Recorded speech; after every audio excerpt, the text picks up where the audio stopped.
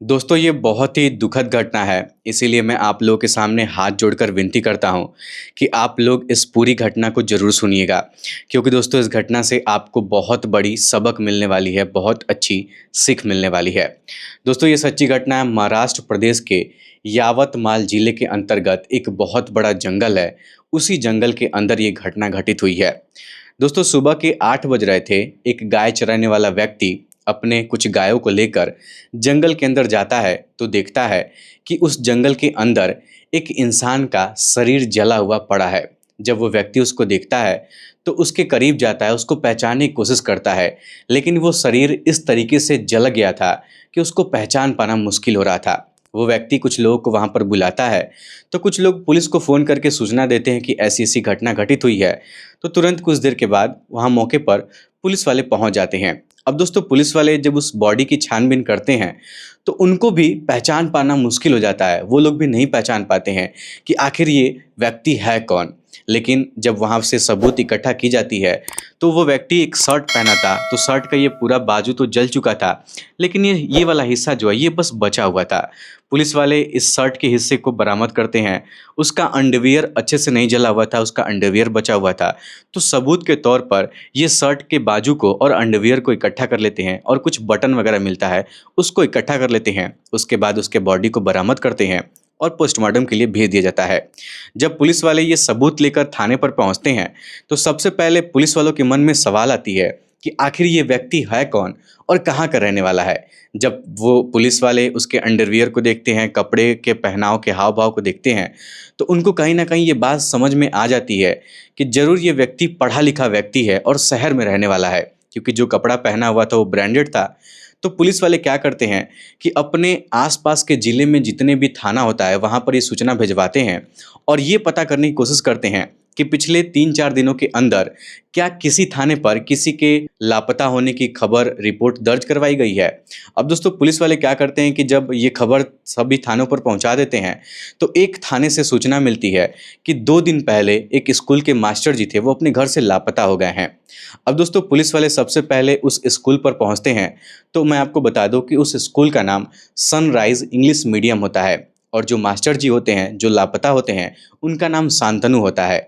जब पुलिस वाले कॉलेज में जाकर, स्कूल में जाकर शांतनु सर के बारे में पता करते हैं तो वहाँ पता चलता है कि उनकी पत्नी यहाँ की प्रिंसिपल है स्कूल की और पिछले 2-3 दिनों से वो पढ़ाने के लिए नहीं आ रही हैं, स्कूल में आ ही नहीं रही हैं, छुट्टी पर हैं। तो दोस्तों पुलिस वाले क्या करते हैं कि सबसे पहले शांतनु सर का मोबाइल नंबर स्कूल से निकलवाते हैं और मोबाइल नंबर से जब सीटीआर निकाला जाता है, नंबर से जाँच की जाती है, तो पता चलता है कि उनके कुछ दोस्त मित्र थे जिनसे वो बात किए थे गायब होने से पहले, लापता होने से पहले। अब दोस्तों पुलिस वाले सबसे पहले शांतनु सर के दोस्तों को पकड़ते हैं, उनसे पूछताछ करते हैं। तो पता चलता है कि 13 मई 2025 को शांतनु सर अपने दोस्तों से मिले थे और वो लोग एक फ़ोटो क्लिक किए थे, एक सेल्फी फ़ोटो लिए थे। उस फ़ोटो में वही शर्ट शांतनु सर पहने हुए थे जो डेड बॉडी के पास मिली हुई थी। अब दोस्तों इस बात से पुलिस वालों को तो पूरा 110% पता लग जाता है कि जो बॉडी उन लोग को मिली है वो बॉडी किसी और की नहीं है, बल्कि वो बॉडी शांतनु सर की है। लेकिन अब सवाल ये खड़ा हो जाता है कि आखिर उनके साथ ये हादसा कैसे हुआ है। अब दोस्तों पुलिस वाले यही सब पता करने के लिए शांतनु सर की वाइफ के घर पर पहुंच जाते हैं और मैं आपको बता दूं कि उनकी वाइफ का नाम निधि होता है। अच्छा दोस्तों एक चीज़ और मैं बता दूं कि शांतनु सर और निधि मैडम ये दोनों एक ही स्कूल में पढ़ाते थे। निधि मैडम प्रिंसिपल थी स्कूल की और शांतनु सर टीचर थे। लेकिन जब ये घटना पुलिस वालों के सामने आता है तो पुलिस वाले सबसे पहले शांतनु सर की वाइफ के पास पहुंचते हैं। जब उनसे पूछताछ की जाती है तो शांतनु सर की वाइफ यानी कि निधि बताती हैं कि देखिए हमारे पति 2 दिन से लापता हैं, हमको छोड़कर कहीं चले गए हैं, लेकिन वो मरे नहीं होंगे, वो मर नहीं सकते हैं, वो गए हैं, कुछ दिन बाद वापस आ जाएंगे, वो हमेशा अक्सर ऐसा करते रहते हैं। लेकिन दोस्तों पुलिस वालों को कहीं से डाउट था, वो फ़ोटो भी देख लिए थे तो उनको डाउट हो रहा था कि ये झूठ बोल रही हैं। पुलिस वाले कहते हैं कि मैडम मुझे आपके घर की तलाशी लेनी है। तो निधि मैडम तलाशी लेने से मना कर देती हैं, लेकिन उसके बावजूद भी पुलिस वाले ज़बरदस्ती उनके घर की तलाशी लेते हैं। तो उनके घर के अंदर से वही अंडरवियर मिलता है जो शांतनु सर के बॉडी से मिला हुआ था, यानी कि दोनों अंडरवियर सेम था, एक ही कलर का था। तो पुलिस वालों को कहीं से शक हो जाता है कि हो ना हो ये वही हैं, उनको 100% शक हो जाता है। अब दोस्तों पुलिस वाले क्या करते हैं कि निधि मैडम से जब अपने तरीके से थोड़ा-सा टॉर्चर करके, थोड़ा-सा प्रताड़ित करके पूछताछ करते हैं कि आप बताइए, आपने अपने पति के साथ क्या किया है? तो पहले तो निधि मैडम कुछ बताती नहीं हैं, वो इग्नोर करती हैं कि मैंने कुछ नहीं किया है, मेरे पति मुझे छोड़कर चले गए हैं, मुझे नहीं पता कि वो कहाँ गए हैं। लेकिन जब पुलिस वाले बहुत प्रताड़ित करते हैं, तो जो निधि मैडम है, वो पुलिस वालों के सामने फूट-फूट कर रोने लगती हैं और रोने के बाद कुछ ऐसी सच्चाई बताती हैं, जिसको सुनकर पुलिस वालों के पैरों तले ज़मीन खिसक जाते हैं, आस-पास के लोगों के पैरों तले ज़मीन खिसक जाते हैं और जब ये बात स्कूल के अध्यापिका को पता चलती है, स्कूल के टीचर को पता चलती है, स्कूल के बच्चों को पता चलती है, तो सबके पैरों तले ज़मीन खिसक जाते हैं। दरअसल दोस्तों इस कहानी की शुरुआत हुई थी आज से ठीक कुछ साल पहले। हुआ ये था कि जो शांतनु सर थे, उनका जॉइनिंग एक इंग्लिश मीडियम स्कूल में हुआ था पढ़ाने के लिए और उसी स्कूल की प्रिंसिपल मैडम थी निधि मैडम। दोनों के बीच में दोस्ती हो जाती है, ये दोस्ती प्यार में बदल जाती है और जब दोनों का प्यार का जो परवाना सर पर चढ़ जाता है, तो दोनों लोग पहले प्यार करते हैं और फिर शादी कर लेते हैं। शादी करने के बाद 1 साल तक दोनों का रिश्ता बहुत अच्छे से चलता है, लेकिन 1 साल के बाद दोनों के बीच में लड़ाई झगड़े होने लगते हैं, जैसे पति-पत्नी के बीच में होते हैं। अब दोस्तों मैं आपको बता दूँ कि शांतनु सर अक्सर दारू शराब पीकर घर पर आते थे, अपनी पत्नी को प्रताड़ित करते थे। अब इसके पीछे क्या वजह रही होगी, ये मुझे नहीं पता है। अब दोस्तों मैं आपको बता दूँ कि जो निधि मैडम थी, वो शांतनु सर से बहुत ज़्यादा परेशान हो चुकी थी, क्योंकि दारू शराब पीकर आते थे और उनको प्रताड़ित करते थे, उनको जलील करते थे। इसीलिए निधि मैडम एक ऐसा कदम उठाती हैं, एक ऐसा प्लान करती हैं, जिसके बारे में सोचकर आप लोगों के होश उड़ जाएँगे। दोस्तों मैं आपको बता दूँ ना कि जो निधि मैडम है, वो सबसे पहले गूगल पर जाकर सर्च करती हैं कि घर पर पॉइज़न यानी कि ज़हर कैसे बनाया जाता है।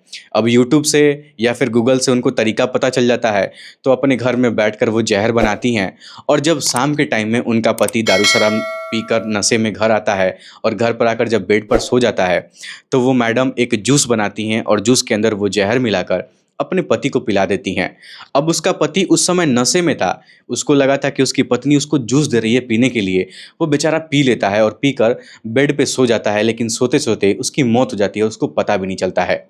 अच्छा दोस्तों मैं आपको बता दूँ कि जब शांतनु सर की मौत हो जाती है, तो अब निधि मैडम को डर सताने लगता है कि कहीं पुलिस वाले उनको पकड़ लेंगे, उनका भंडा फूट जाएगा। इसीलिए निधि मैडम क्या करती हैं कि जिन 3 बच्चों को ट्यूशन पढ़ाती थीं, वो तीनों बच्चों को फ़ोन करके अपने घर पर बुलाती हैं और उन बच्चों से कहती हैं कि देखो सर एक्सपायर हो चुके हैं और मैं इन सब चीज़ों में फँसना नहीं चाहती हूँ।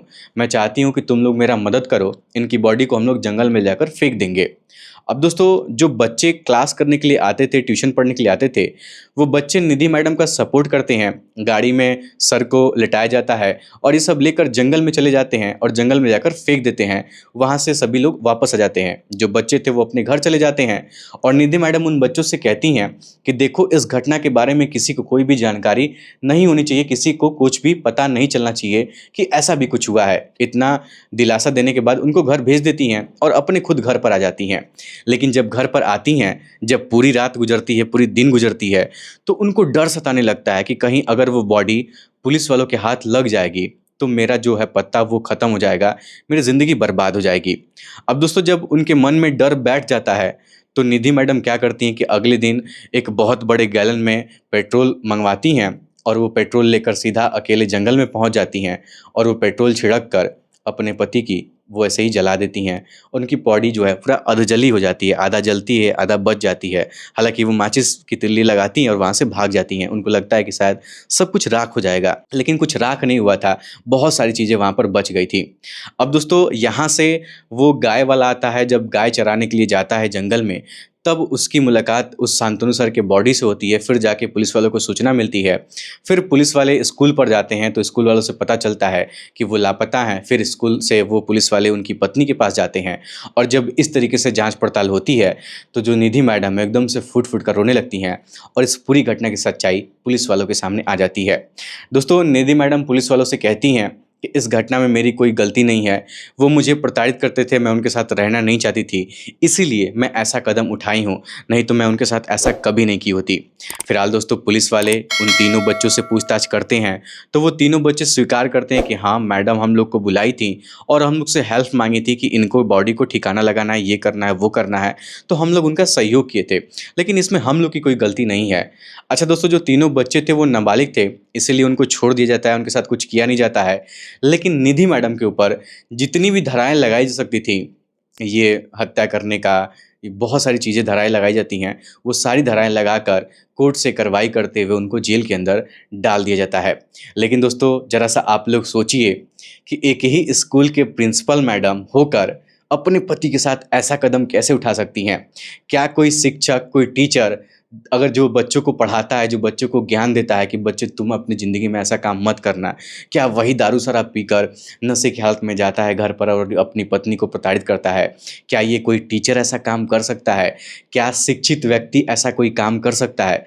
मुझे तो नहीं लगता है कि जो इंसान दूसरों को शिक्षा देता है, वो ऐसा काम कर सकता है। अच्छा, एक चीज़ और मैं आप लोगों से कहना चाहूँगा कि अगर कोई व्यक्ति इतना पढ़ा लिखा है, इसके बावजूद भी नशा करता है, नशे में आकर घर पर ऐसे प्रताड़ित करता है, तो उसके पीछे बहुत बड़ी वजह रही होगी। कोई नॉर्मल वजह नहीं रही होगी, बहुत बड़ी वजह रही होगी, जिसको निधि मैडम छुपाने की कोशिश कर रही हैं। लेकिन फ़िलहाल अभी पुलिस वाले जाँच पड़ताल कर रहे हैं और जैसे ही इस मामले का खुलासा होता है कि आखिर इसके पीछे जो बहुत बड़ी वजह थी, वो थी क्या? तो मैं आप लोग को ज़रूर बताऊँगा।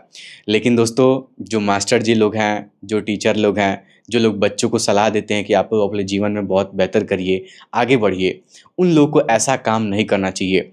क्योंकि अगर मास्टर जी लोग ही ऐसा काम करने लगेंगे, तो बच्चों के ऊपर क्या प्रभाव पड़ेगा? इस समाज के ऊपर क्या प्रभाव पड़ेगा? क्या बच्चे मास्टर जी की बातों को मानेंगे? कभी नहीं मानेंगे। वो लोग तो यही सोचेंगे कि जब हमारे मास्टर जी यही करते हैं, तो हम क्यों समझाने आते हैं, हमें क्यों इतना बताते हैं। चलिए दोस्तों, फिर आज के इस वीडियो में इतना ही। आप लोग इस पूरी घटना को सुनने के बाद क्या कहना चाहेंगे? इस घटना में किसकी गलती है? अपना जवाब हमें कमेंट बॉक्स में ज़रूर बताइएगा। और दोस्तों, इस मास्टर जी के ऊपर क्या कहना चाहेंगे आप लोग? और ये प्रिंसिपल मैडम जो निधि हैं, जो अपने पति के साथ, अपने स्टूडेंट्स के साथ मिलकर काम की हैं, इसके बारे में आप लोग क्या कहना चाहेंगे? अपना जवाब हमें कमेंट बॉक्स में ज़रूर बताइएगा और मैं आप लोग का रिप्लाई भी करूँगा। आप अपने जगह का नाम, ज़िला का नाम, अपना नाम लिखकर कमेंट बॉक्स में ज़रूर बताइएगा। फिलहाल आज के इस वीडियो में इतना ही। वीडियो पसंद आए तो वीडियो को लाइक, चैनल सब्सक्राइब ज़रूर करिएगा। आप सभी लोगों का बहुत-बहुत धन्यवाद।